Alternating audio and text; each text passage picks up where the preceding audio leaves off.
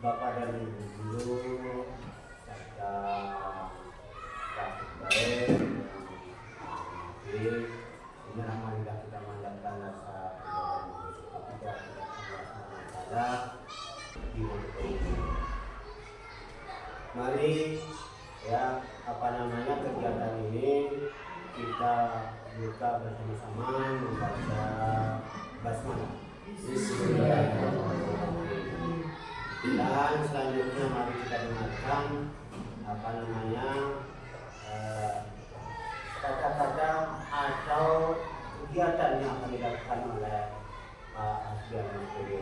Waktunya kita dengarkan dan mengucapkan Assalamualaikum warahmatullahi wabarakatuh.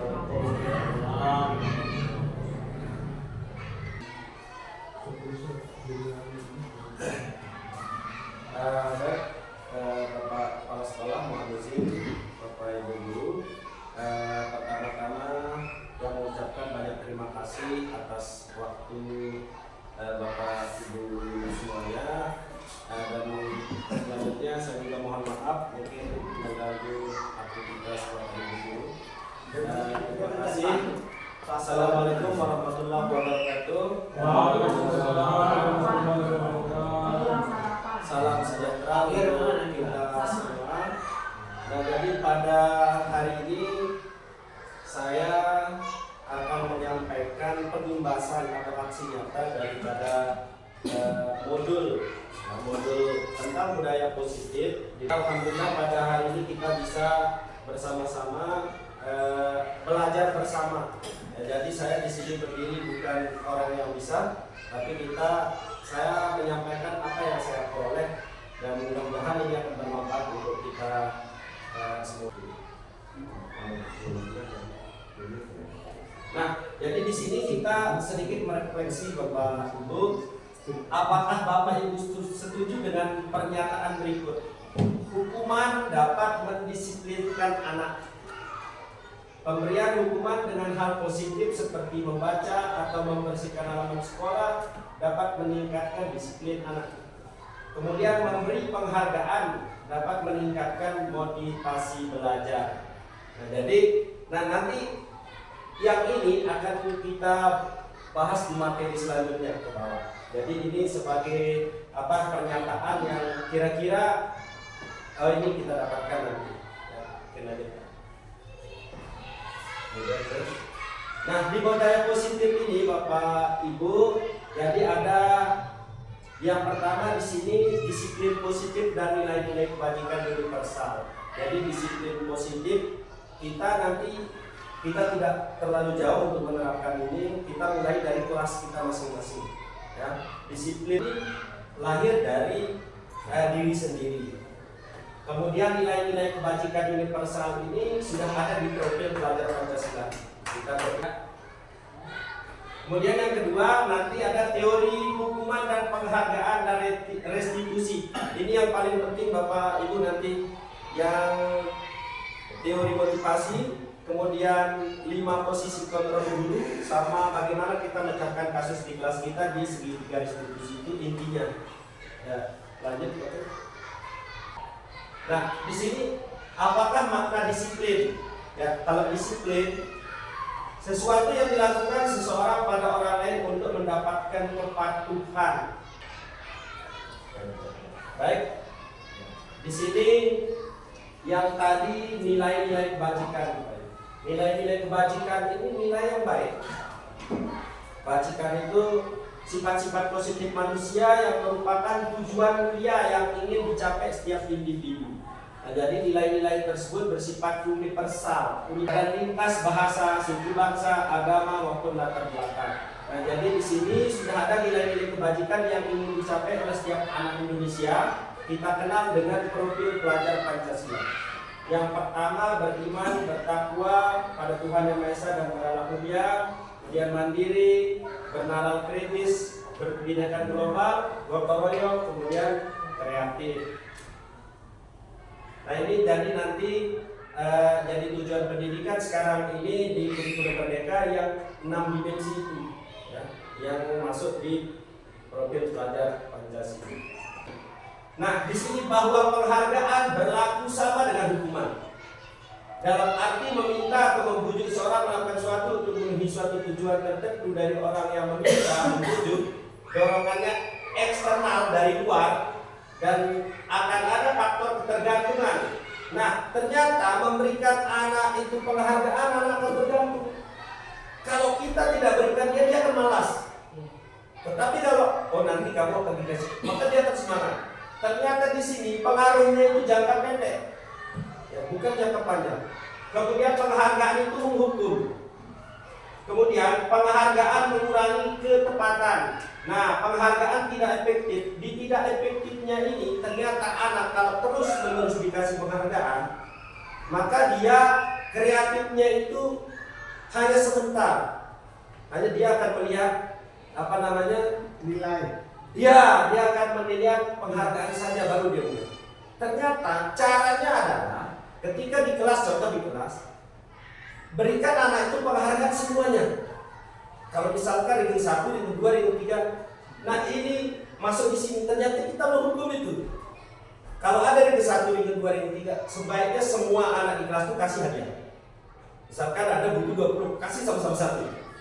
Atau lebih kan dia yang satu bentuknya, tapi jangan yang lain tidak dapat.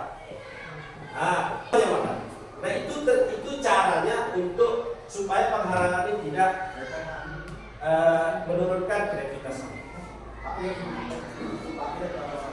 Nah, jadi ternyata Bapak Ibu setelah saya masuk di sini, Masya Allah ternyata kita memberikan anak penghargaan, ternyata salah juga. Gitu. Nah caranya ternyata kasih semuanya. Dan kemudian kata kita, alhamdulillah kalian sudah belajar dengan semangat ya semuanya, kasih semuanya. Itu bukan ternyata ini penghargaan itu termasuk hukuman. Jadi karena anak ini sudah dia dibiasakan diberikan penghargaan, ya, jadi dia mau terus anak ini akan bekerja giat dia karena mengejar penghargaan itu. Tetapi ketika dia tidak berhasil, dia sudah bekerja keras tidak berhasil, dia down. Jadi kritik semangatnya itu down, mentalnya jatuh karena tidak mendapatkan penghargaan itu. Itu maksudnya. Di sini jadi anak ini mau karena dorongan ada yang dilihat. Karena itu, kalau kita itu kan yang lain itu minder itu katanya begitu. Membuat teman-temannya itu minder itu. Nah kalau ya seperti tadi, ya kita dikasih mengelus-elus itu, pasti kan yang lain tidak secara jelas melihat apa yang lakukan kita. Maksud bagiannya Pak. Iya. Jadi cara-cara yang kemarin Pak Sabter itu. Nah di sini ada contoh pengakuan atau apresiasi kebajikan. Misalkan kemarin saya perhatikan merasa empati besar sekali pada saat menolong murid baru di kelas kita. Jadi bahasa-bahasa halus, saya menghargai kepedulianmu pada saat kamu membantu teman-teman di tugas kelompok. Terima kasih untuk rasa tanggung jawabmu pada saat kamu mengurus kertas-kertas yang berserakan. Nah, jadi ini model-model contoh-contoh pengakuan ya. Jadi anak itu merasa diakui apa yang dilakukan yang baik, yang positif. Ya, di sini mencatat 100 kali dalam buku kalimat saya tidak terlambat anak tersebut ternyata hukuman. Kita menghukum. Nah, di dalam nanti ada yang terakhir tadi 5 posisi kontrol guru, penghukum, kemudian memberi rasa bersalah, jadi teman, jadi pemantau, jadi manajer. Ada yang 2 ini, hukuman dan memberi rasa bersalah itu harus dihilangkan untuk budaya negatif menghukum itu. Nah, lari membeli lapangan basket 2 kali karena terlambat hadir di sekolah. Anak kita langsung suruh lari, dia terlambat hadir di sekolah, kita menghukum. Nah, caranya seperti apa nanti di restitusi. Kemudian menggantikan kertas tugas teman yang telah dicoret-coret konsekuensi karena dia yang melakukan, dia mencoret-coret terus diganti. Nanti konsekuensi. Ya, lanjut. Anak menghargai disiplin. Kemudian ada menyesuaikan diri, konsep diri yang baik. Anak belajar untuk mematuhi peraturan ini kalau kita terapkan konsekuensi. Jadi lanjutkan Pak.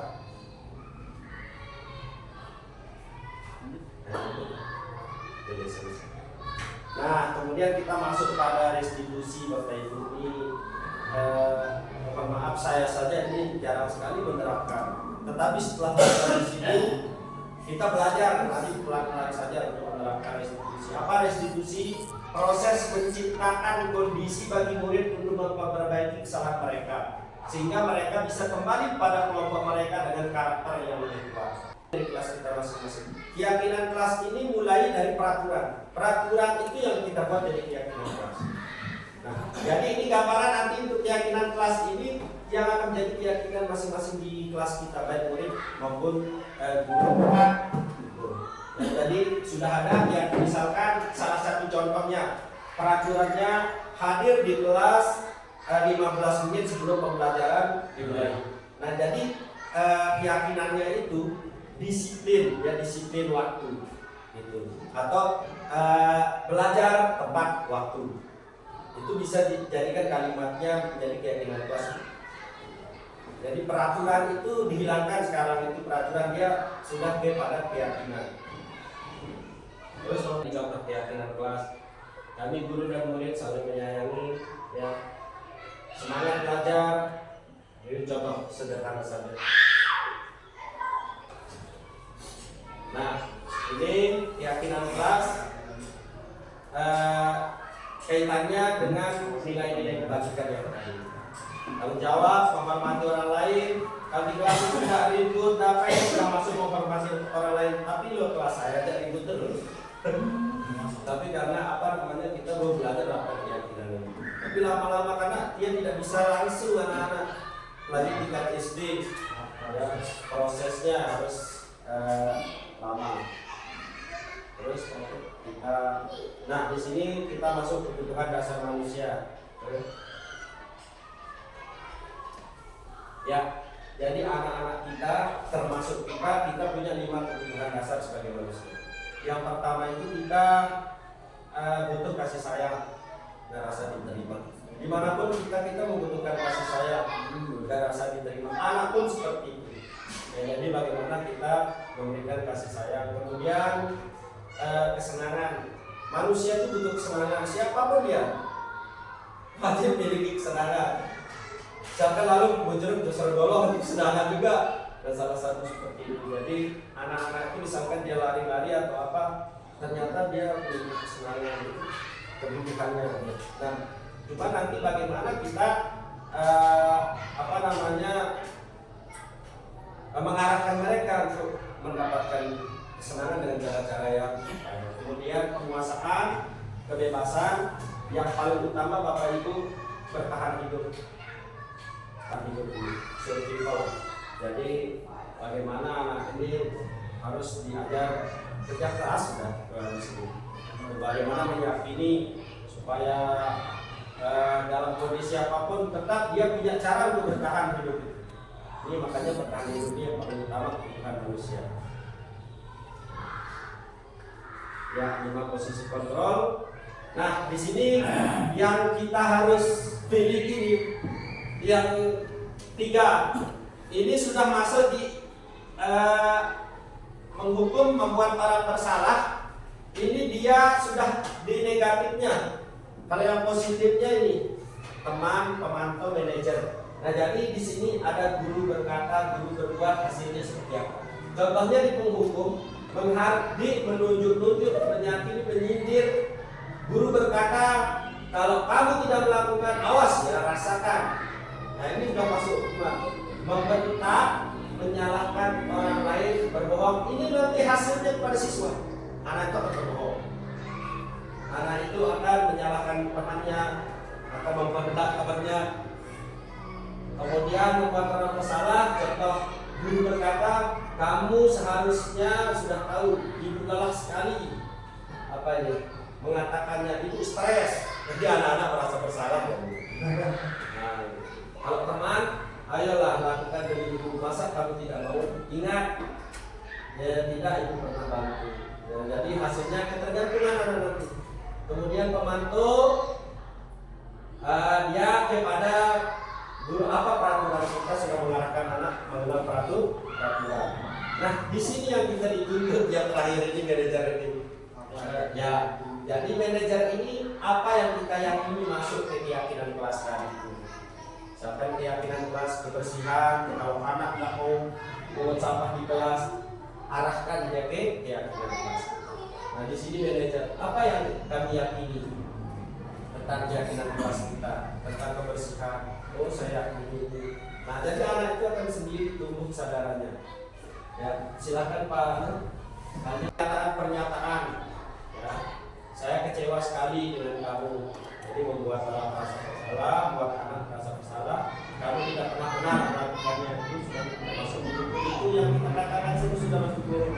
Ayolah lakukan menjadi ibu bapak itu teman. Apakah kamu mau mendapatkan stiker bintang hari ini? Nah, ini sudah masuk pemantau. Kalau manajer, bagaimana kamu bisa menyelesaikan masalahnya? Misalkan anak tidak mau buat sabar, misalkan ada pertanyaan bagaimana kamu menyelesaikan? Misalkan anak jawab, kalau bersih saya begini. Itu sudah mengarah ke manajer. Jadi yang kita paling utamakan di manajer. Kamu selalu yang paling terakhir itu sudah masuk penguntung kita. Ya, terus oke. Yang segitiga restitusi. Nah, ini validasi kebutuhan, kemudian menanyakan keyakinan, menstabilkan identitas. Jadi anak itu ketika melakukan sebuah kesalahan, kita stabilkan dulu identitasnya. Kemudian apa kebutuhannya sehingga melakukan seperti itu. Kemudian bagaimana kita meyakini keyakinan kelas ini, kita kelas saja konteksnya ini, keyakinan kelas kita. Nah, jadi kita yang mengarah ke keyakinan kelas. Terus dikasih. Nah, baik Bapak Ibu, ini salah satu kita masuk ke kasus yang terakhir kita. Kasusnya Sabrina hari itu bangun terlambat dan buru-buru sampai di sekolah. Dia pun akhirnya sampai di gerbang. Ini nanti kita pecahkan pakai restitusi. Ya. Kemudian kita 5 kontrol guru yang hari itu terhukum, membawa salah teman, kemudian pemantau, manajer. Tapi baru nyadar, dia pun akhirnya sampai di gerbang sekolah, tapi baru menyadari kalau tidak menggunakan sepatu hitam seperti tertera di peraturan. Di peraturan sekolah itu harus pakai sepatu hitam. Di depan pintu kelas, Bapak Lukman memperhatikan sepatu Sabrina yang berwarna coklat. Sabrina berusaha menjelaskan bahwa dia terburu-buru dan salah mengenakan sepatu. Pak Lukman menanyakan Sabrina, apa peraturan sekolah tentang seragam para sepatu? Sabrina menjawab, sudah mengetahui sepatu harus berwarna hitam, namun terburu-buru dan salah mengenakan sepatu. Selain tidak mungkin kembali pulang karena rumahnya jauh sekali, Pak Lukman tetap bersikeras pada peraturan yang berlaku dan mengatakan, ya sudah, kamu sudah melanggar peraturan sekolah. Kamu salah, sudah terlambat, salah pula warna sepatunya. Segera buka sepatu kalau tidak bisa mengenakan warna sepatu sesuai peraturan. Sabrina meminta maaf dan memohon kembali kepada Pak Lukman agar tetap dapat mengenakan sepatunya dan berjanji tidak akan mengulang kesalahannya. Namun Pak Lukman tidak mau tahu. Tidak, kamu telah melanggar peraturan sekolah. Kalau tidak sanggup ambil sepatu di rumah atau diantarkan sepatu ke sekolah, ya sudah, kamu tidak bersepatu saja sehari di sekolah. Sekarang copot sepatu dan silahkan belajar tanpa sepatu sehari. Sabrina pun dengan berat hati mencopot sepatunya dan memberikannya kepada Pak Lukman. Seharian dia tidak berani berkeliling sekolah karena malu dan lebih banyak berdiam diri di kelas tanpa kepala sepatu. Ya, ini kasusnya. Ya, dalam kasus ini sikap posisi apakah yang diambil oleh Pak Lukman? Jelaskan apa indikatornya. Ini masuk di 5 kontrol guru. Yang tadi penghukum, merasa bersalah, pemantau, kemudian sebagai manajer. Kira-kira Pak Lukman ini sebagai apa? Penghukum. Nah, jadi ketika kita masuk seperti Pak Lukman ini, kemudian sudah masuk di dalam hati anak, jangan tua juga kita. Kecewa. Ya. Nah, ini. Padahal sekolah punya peraturan. Nah, indikatornya adalah kata-kata yang Pak Lukman tadi, copot sepatu, lebih baik tidak usah bersepatu sehari, kamu salah. Kata itu sudah masuk salah. Nah, kemudian bila Bapak Lukman mengambil posisi sebagai manajer, apa yang akan dikatakan? Pertanyaan-pertanyaan seperti apakah yang diajukan ke Sabrina? Kira-kira kalau kita sebagai manajer, apa yang misalkan Sabrina ini mah ke sekolah kan enggak peraturan ya misalkan apa kira-kira? Jangan ulangi lagi. Ya bisa. Ya jangan misalkan di sini bisa kita pertanyaan Sabrina. Coba lihat sepatunya kok kenapa pakai sepatu hitam gitu kan? Nah bisa itu yang tadi pada apa namanya menstabilkan identitas di validasi tindakan ya di segitiga restitusinya. Jadi kita tidak langsung oh silahkan misalkan kita sudah tahu. Nah jadi peraturan sekolah kita warnanya ini. Nah, pertanyaan pertama misalkan kita di Sabrina Pak Guru lihat sepatu kok warna enggak warna hitam gitu. Nah, jadi kan Sabrina sudah menjelaskan oh saya terlambat Pak Guru begini ya. Nah jadi besok misalkan seperti kenapa kamu terlambat, otomatis nanti pertanyaan kenapa kamu terlambat. Nah mungkin saya terlambat bangun kan tadi. Nah kira-kira besok siapa yang mengingatkan kamu supaya tidak terlambat? Nah itu pertanyaan terus menerus. Oh ada ibu saya. Nah yakin tidak kamu besok dulu supaya tidak terlambat lagi? Nah jadi seperti itu sebagai manajer. Jadi tidak langsung menyalahkan. Ya coba kita terus. Nah nilai kebajikan apa yang ingin dituju oleh peraturan harus berwarna hitam? Keyakinan. Ya, misalkan di sini nilai kebajikan kita punya peraturan harus berwarna hitam. Pasti ada nilai kebajikan yang ini. Misalkan perhatian, itu ya. Tapi kemudian tanggung jawab kalau sudah ada peraturannya warna hitam kita bisa warna hitam. Itu sudah masuk nilai kebajikan di tanggung jawab. Nah, jadi Bapak Ibu mungkin ini saja yang pada hari ini yang dapat saya sampaikan. Di sini saya berdiri bukan bisa, tetapi saya belajar dan mudah-mudahan apa yang saya sampaikan tadi ini sedikit bermanfaat untuk kita semua, terutama untuk di masing-masing kelas kita yang paling utama dan murid-murid kita. Mungkin penimbasan atau aksi nyata pada hari ini saya cukupkan. Demikian dan terima kasih Bapak Ibu dan mohon maaf atas segala kekurangannya. Wabillahi taufiq wal hidayah. Assalamualaikum warahmatullahi wabarakatuh.